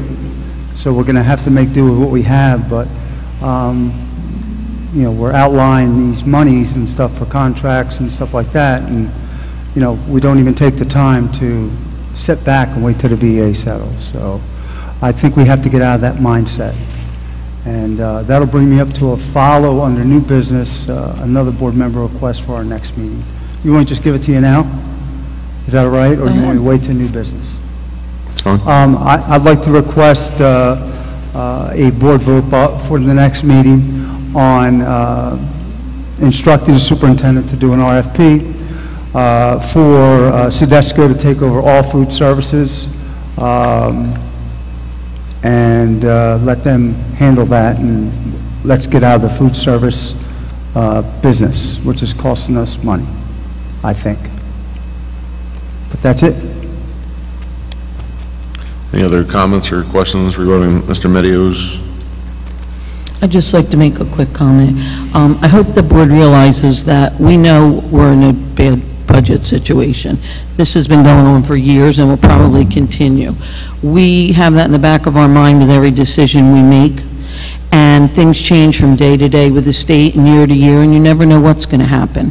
So we always work on things looking ahead for the future year or years, and we will continue to do that and provide the board with a list of some suggestions we come up with. However, there's nothing that we can put in stone because things constantly change, and I hope you understand that when we give you the things you have requested. We brainstorm all the time as to different items that we can cut back on, that we can eliminate. It's a constant conversation with us in central office. And as you know, with the state, things can change on a dime. So that's always behind our mind, and we will be very happy to try to put a list together for you projecting things in the future. One of those things we've already talked about is what Mr. Ulrich just brought up now. So that would be something for next year that we would be looking at. But we can come up with several things. I just don't want the board to think that they're set in stone, or the people that they impact. I don't want them to think that they're definites, because we have to take a day at a time and move forward with the direction we're given from the state. We're also committed to kids. That's our first priority, no matter what. And we keep doing more with less, and you don't get more when you do that. But we always have tried to do the very best we can for our children with whatever it is that we have. And we will put a list together for you of many items that we've been talking about. But again, we don't really know where the future takes us, but we will do the best we can to provide that to you. Just a follow-up comment. And, you know, I'm not being critical of the district administration.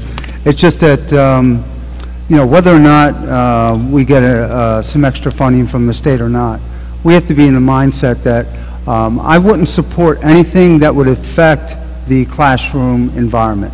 So I would not propose cutting, privatizing teacher aides, for instance, because I think that those aides, you know, they directly impact student education, student achievement.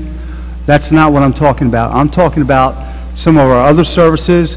I've been fortunate to work in private industry now for probably about 3 years, get out of the government business where we just rely on spending the taxpayers' money, when in the corporate world it's about the bottom line. And though that's a harsh thing, it's not a great thing that I'm sure I've alarmed employees. I've probably made some of my secretarial friends mad at me.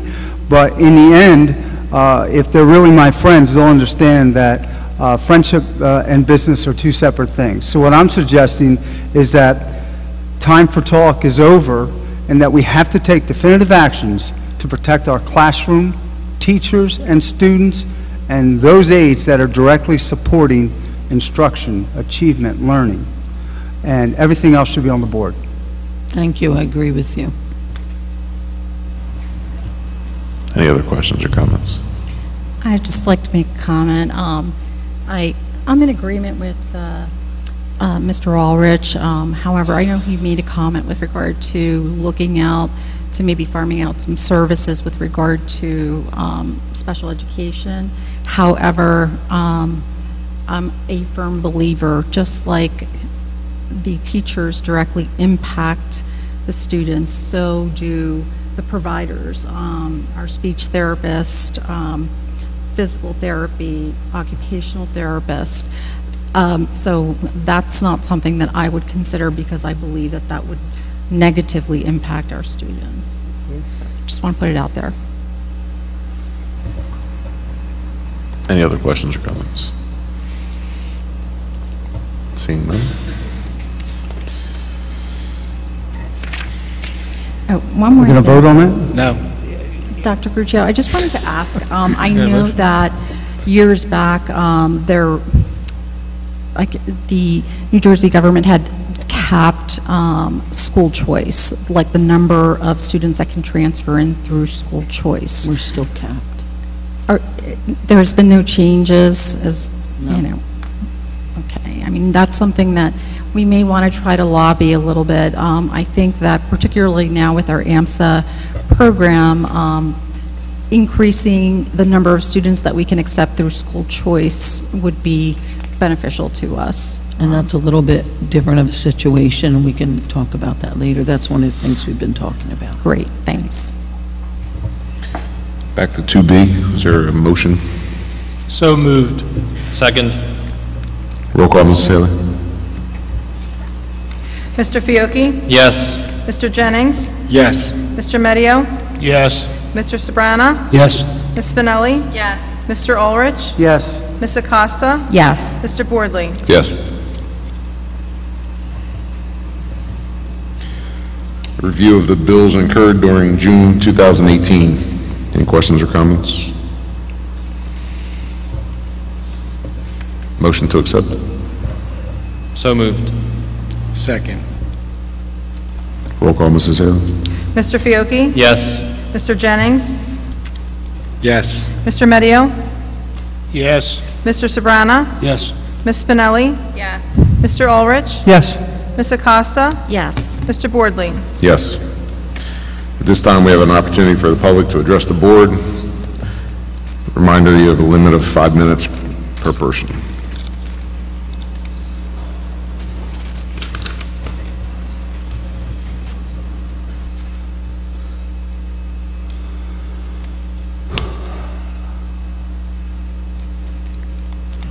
Good evening.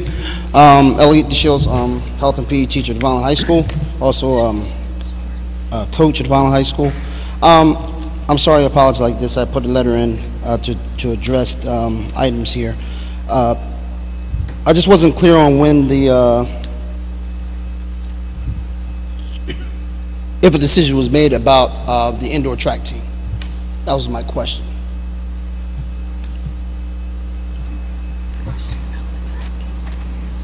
At this point, we can't necessarily answer.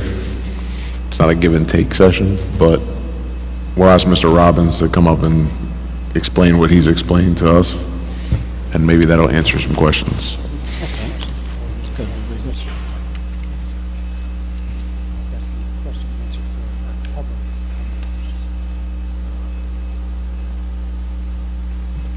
Good evening, Donnie Robbins, Athletic Director. We had talked, Ellie and I had met after we had cut winter track and middle school basketball about coming up with a hybrid of winter track, or maybe doing less meets, less contests, and smaller events. And then we began talking about it. And then July 25th, I got an email about the additional cuts that we received from the state. And then in addition to winter track and middle school baskets, you know, we were asked to cut a few more positions, and that kind of took the wind out of the sails about even talking about reinstating winter track. Just want to talk about, and Elliot knows this, how it came about. Anytime you have to cut something, like Mr. Aldridge said, you don't want to affect the classroom. In my little athletic world, I don't want to take an activity away from a student athlete. So we had a meeting back in March, Dr. Gruccio and Central Office Administration, and we talked about the budget, specifically the athletic budget. We've been flat funded in the athletic department for a couple years now, several years, and you know, it's hard to keep up, especially when we've planted seeds years back, built a weight room, with the Board of Education and Central Office help, improved our track, improved the swimming pool, things of that nature, and those seeds are starting to bear fruit now. So our teams are becoming more competitive. They're more involved in competitions, contests, all-stars, going to banquets, things of that nature, all the while enduring this flat funding period. So it kind of led us that day in March to sitting down and talking about going forward with athletics. We're either going to have to put some more money in it, or we're going to have to cut things, and putting more money in it wasn't an option. There just wasn't money to put into it. So at the end of the meeting, you know, I'm the supervisor of athletics. I had to make a decision. Dr. Gruccio did not want to cut anything. And what she said to me, she said, we're going to try to find the money. And again, but if we can't find the money, what would you recommend cutting? And being flat funded, been thinking about this for a while, because you kind of think as you look at your budget and you endure year after year of, you know, coming close with the budget, coming short with the budget, meaning the athletic budget. My budget, I should say the athletic budget, is inside of the high school's budget. So the last 3 years or so, you know, come springtime, the end of the springtime, I would be going down the hallway to talk to Dr. McCann about taking some money out of the entire budget and putting it into the athletic budget. And it seemed like over the last 3 years or so, it got a little earlier and earlier in the spring that would happen, and the numbers got higher and higher because of the fact that we were flat funded, which nobody wants, and nobody wanted to cut anything. So anyway, to answer your question, looking at all the sports, winter track is very unique because of the fact that we offer cross country in the fall and we offer spring track in the spring. So when asked, you know, again, we don't want to cut anything, but if you had to cut something, what would it be? That's what I said. I said, I guess I would do winter track because it's not taking the activity away from those students. They could still do cross country in the fall. They could still do spring track in the spring. They just wouldn't be doing track in the winter. And again, it wasn't something that was easy to decide or talk about. I don't want to cut anything. I like to add programs. I'm sure everybody here would like to add things in different areas, but that's how it came up.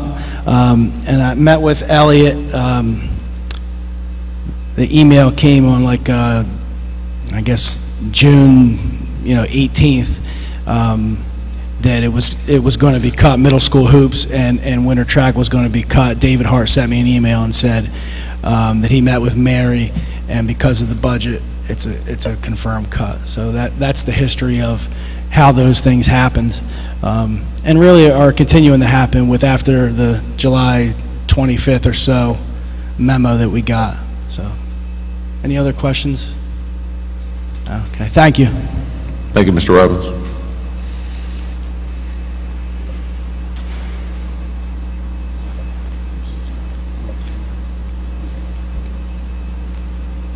Okay, thank you on that. Like I said, I appreciate, again, Mr. Robbins coming out. And like I said, I've worked with Mr. Robbins for years. And I always know that his best interest is for these kids. I do. And as I do for the board, I know the board, you're out here for the kids and everything. But again, and with saying that, and I'll make this quick, because I don't want to learn, like I said, I know your job's hard enough. But again, I do have to fight for these kids. Because, you know, I've started out with a group of men back since their freshman year when we weren't winning anything. And they've been working for these years, putting in countless hours, just like all the other athletes there. Okay, we finally get to their senior year, and it's being told that they don't have an indoor track season. Okay, these are individuals who, again, placed second in the state in the shuttle hurdle relays. I had two guys going 13 feet in the pole vault, coming back. You know, so we're talking about actually winning a championship this year, and the next thing you know, they're cut. So, you know, I'm shocked, you know, as well as they were shocked and everything like that, just for them not to have that opportunity, okay, to see what they would have done, okay. I understand, again, like I said, with the budget cuts and stuff like this, but again, there's some numbers that are still hitting me, okay? There's some numbers that are still hitting me, okay? A is the amount of kids that are participating in this winter track program, okay? We all know all the stuff that's going on in the streets up there and all the trouble and stuff like that. We have kids participating in our sports program, a large amount of kids participating in our sports program, okay? Isn't that what we're supposed to be about? We talk about protecting the kids, we talk about educating the kids. Again, sports is a part of it. It's a part of it. Now, you know, like I said, I know with the large numbers, the cost is there and stuff like that, but again, we're in the kids' business. That's what we are. Educating kids, okay, advancing kids, okay, doing the best we can for our student athletes here, for our students and student athletes, okay.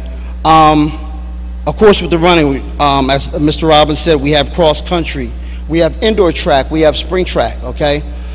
But again, with cross country was doing with running, yeah, I can handle that stuff in other areas. I can handle that in the winter, I can handle that in spring, running, absolutely. But when we talk about more of the technical stuff, okay, it takes time. As coach can vouch for me like this, okay? Learning hurdles, you have to go over thousands of hurdles, okay, to learn this.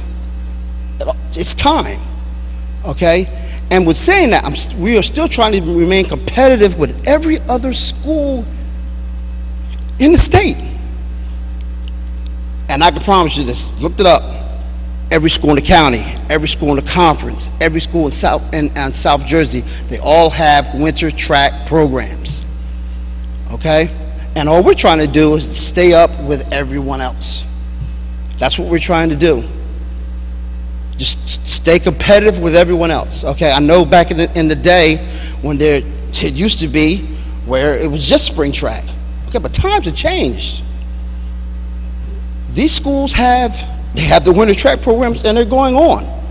And I know if all these other schools can keep their programs, why can't we keep our program? I don't understand this. We're a group for school, Vineland High School. Okay, let alone, again, I speak, I see what the football team's doing. It's a great thing, man. Wow. Like this. A lot of success coming on. I want to be a part of that. I was coaching for years. I want to be a part of that. Absolutely. Okay? Success breeds participation. It's just what we want. Okay? Our track program has been one of the most successful programs in the school's history. Yet I say next to swimming. Okay? So again, I have an obligation, again, not only to my athletes here that are going to school now, but the former athletes that have come through this program. The former coaches, Clary and Kosh, all right, the former state champions, the former national champions that have come through this program, okay? Yeah, we have some of the same kids that come from winter to spring, but we also have athletes that come from other sports. Darren Ford, everybody knows him, a baseball player, went on to play baseball. He came out for winter track, and he was the all-group state champion in the 55 dash. That's Vineland history. That's what I live for. That's what I love for. These sports programs here at Vineland High School, I love the athletes that are going through it. I love what it does for our students. Let alone that the scholarships that we have recruited in the last couple of years. Julian Santana, he's going to full ride, Rider University. I have Anaya Burrows going to Felician College, full ride, track and field. Budget cuts, I know, they're rough and stuff like this, but again, with programs with these kids, and when we're carrying such a big number of kids, they're participating in our programs. How do we get rid of that? I can't fathom it. I can't fathom it. Once the kids heard about this like this, now I'm on Facebook. I stay on Facebook. I do. Good thing, bad thing. I know it's gonna be a good thing, great thing. I talk to coaches on Facebook. We do this stuff like. Now, I'm looking on there a few nights, a couple of weeks ago. I'm looking at one of my kids were actually talking to another coach about transferring out. We don't have a winter track program. I'm like, wow. You know, hurt in a little bit my way because I see some, you know, I have problems with commitment there, you know, with the coach and with your school and everything like that. But then I look back at it again and say, how can I blame that kid? They have, just like we have goals in mind, they have goals that they've set for themselves and what they want to do and how they want to succeed. And it's being broken right now.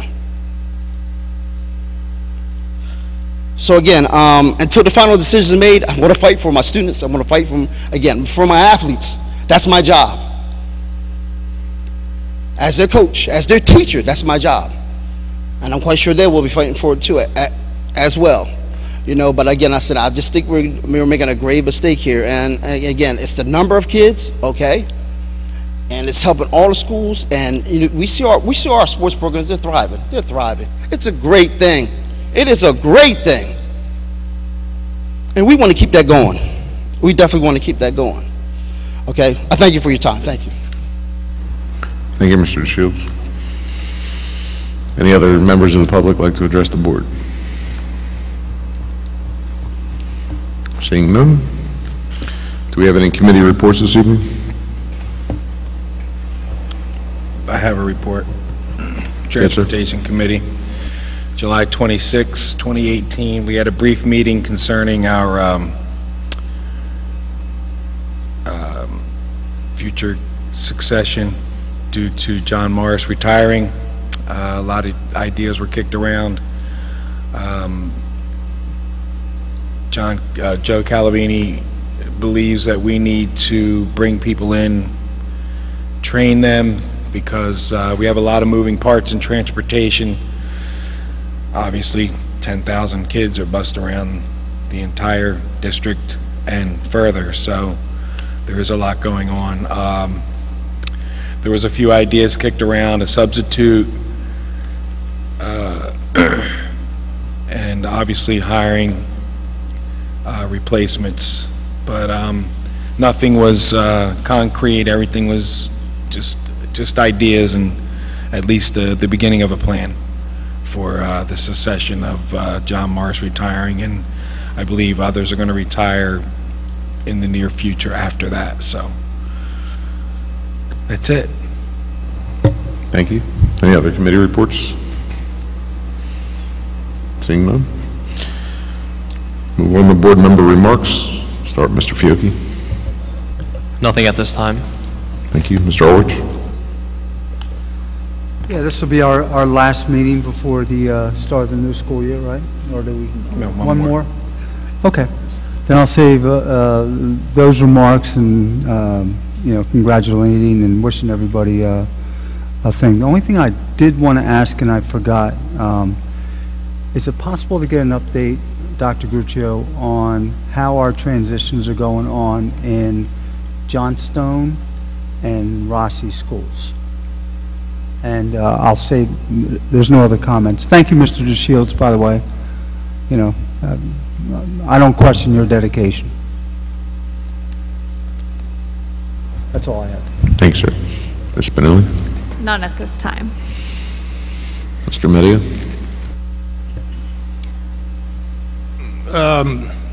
Let's see. Can you hear me now? I overlooked something before, but the superintendent can give me a call and explain this to me. Our business administrator said that some of the tuition for special ed came out of the general budget. And I would just like to know if by paying that money out of the special budget and not out of the money that's designated by the state and by the IDEA grant for special ed, are we shortchanging our regular ed students?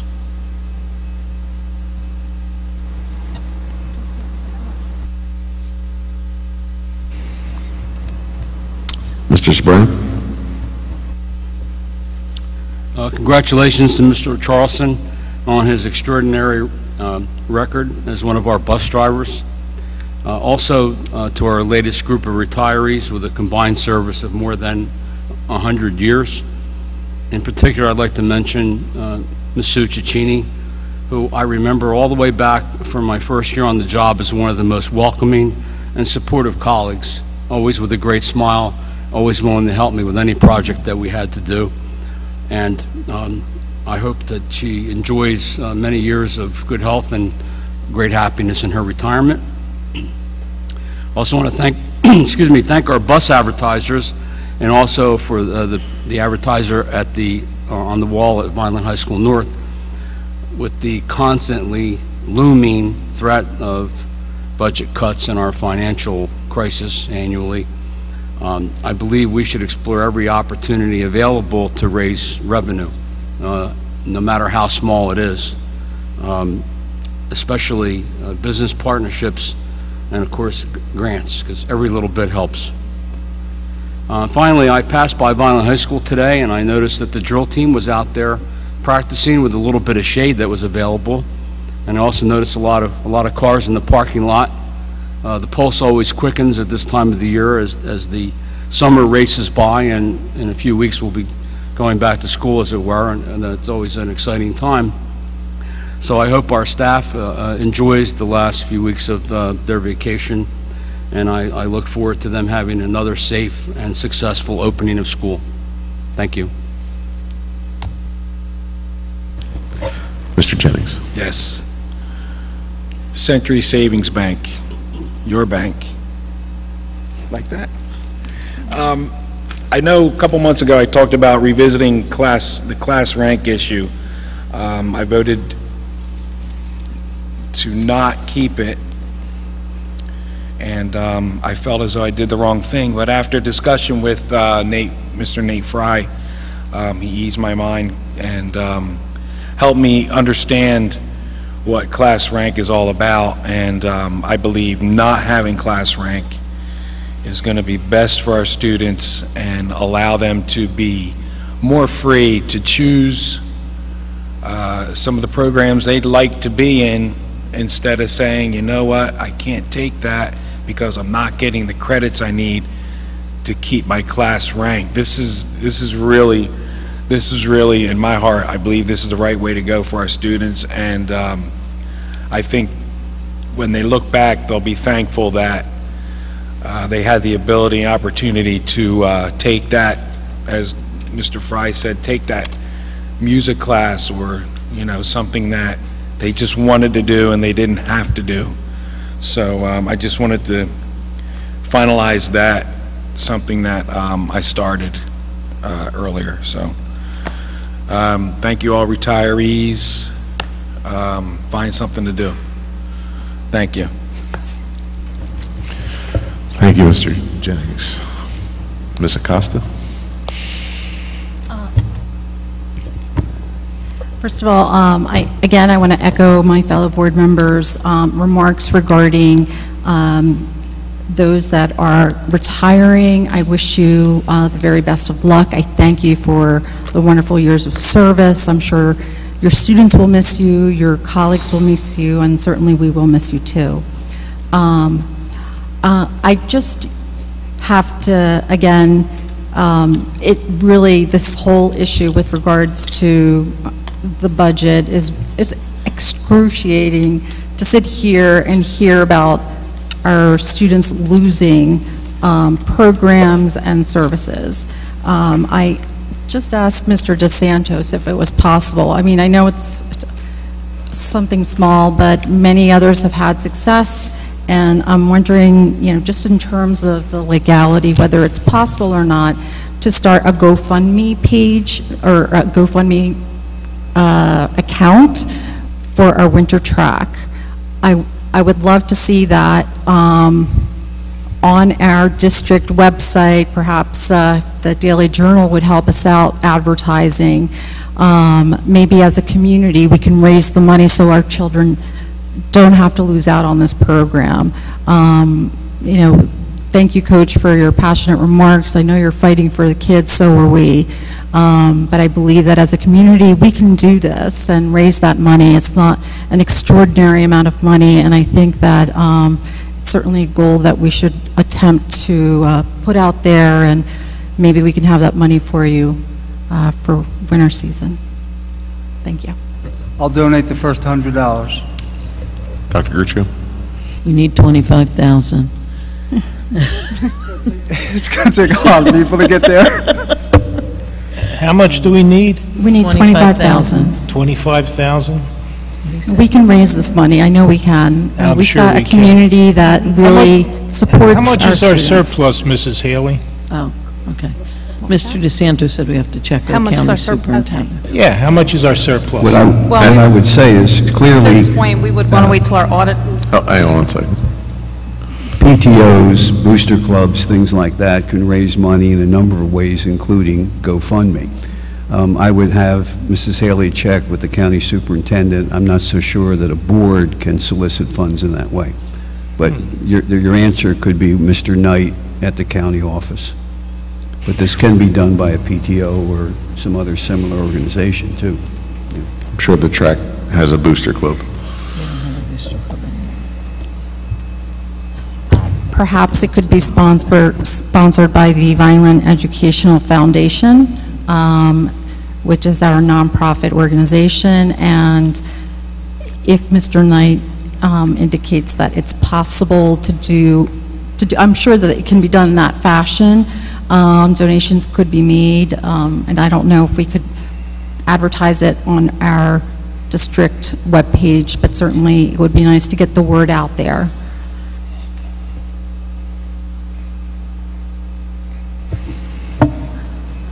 Mrs. Haley, did you want to respond to Mr. That's a Madigan? good idea. I still want an answer to my question. Okay.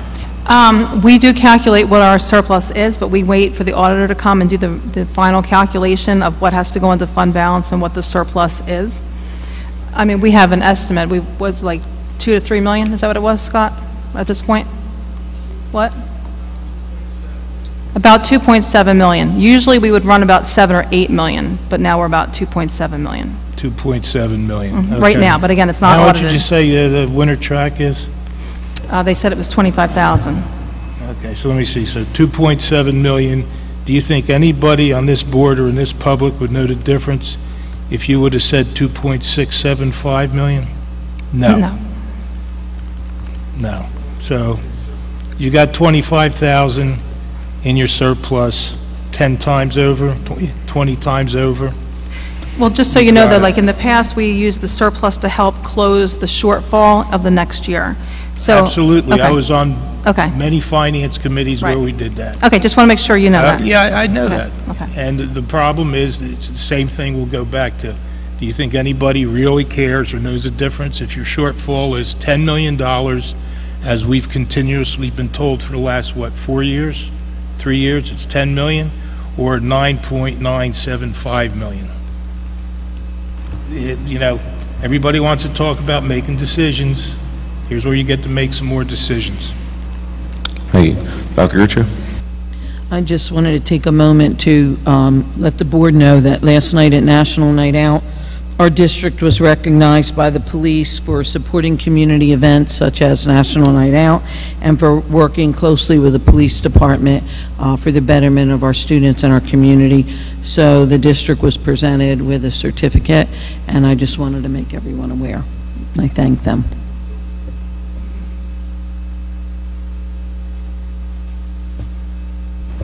Hey, Jeff. Yes, sir. I got sidetracked. I'll call my age a little bit. I did have one positive comment, if you can indulge me. My wife has a thing, and I can always say that we have done it throughout our lives, but it's never go to bed angry or anything like that. So I just wanted to tell you that when I talk about classroom teachers and classroom aides and coaches like Mr. DeShields, what I'm talking about is like a little card that's passed along to a teacher from a parent now. This isn't even from the child. Words can't express how thankful I am for you.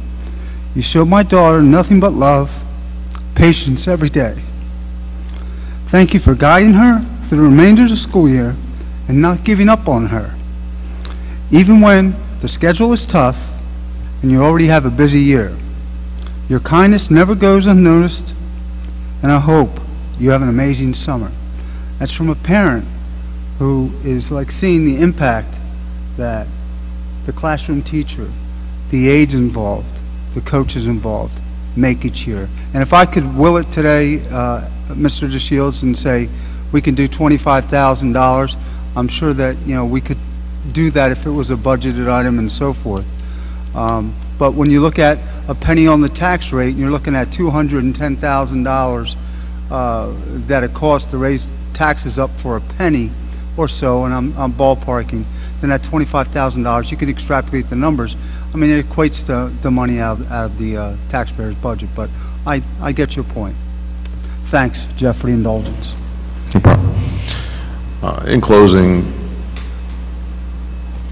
Mr. Charleston retired after 55 years, which a couple of us aren't even old enough to say that we're alive during his tenure as an employee. So I'm super appreciative of his service and others like him. We have several retirees that have over 30 years, and it's definitely to the benefit of this district, their loyalty and service. As far as the sports programs go, I echo Mr. DeShields' comments that our sports programs give back to our students. They give them something outside of the classroom to let out their frustrations or their anxieties, gives them something to do in a positive way so they're not sitting at home finding ways to get into trouble. It would be great if we could sit here today and say that we weren't going to cut it.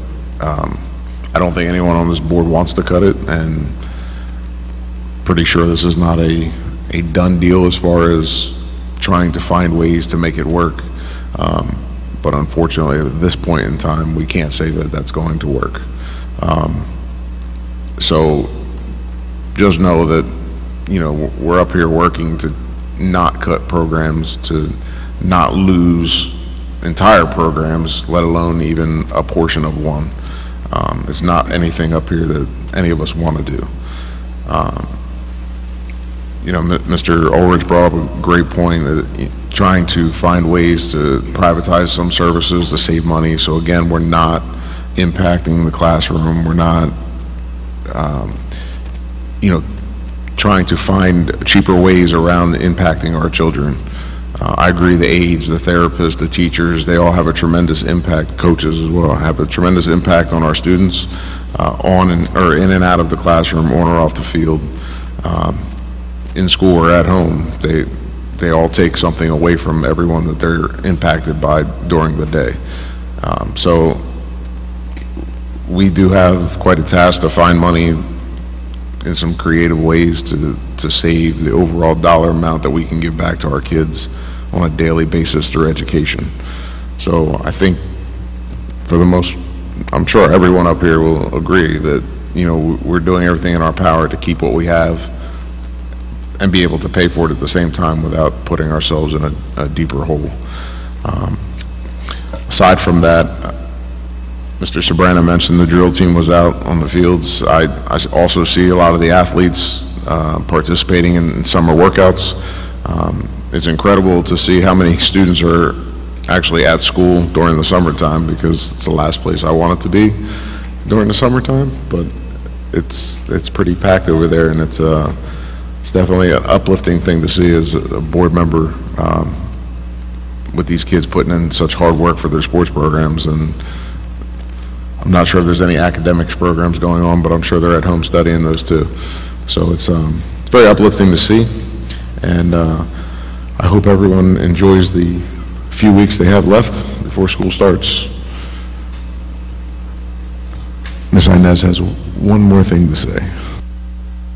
So, sorry. I just want to remind, if there are parents out there that are watching, just a reminder, your child has their summer reading and assignments that are due when they come back to school in September.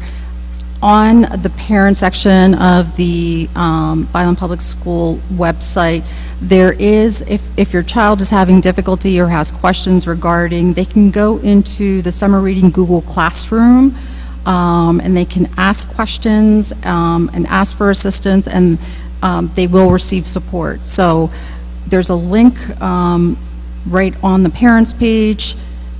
Please have your child do their assignments and be ready for the first day of school. So thank you. Thank you. That includes my kids too, if you're listening. Better get it done. I'm sure they think they're exempt. A motion to adjourn? So moved. All in favor? Aye. Thank you. Drive safe.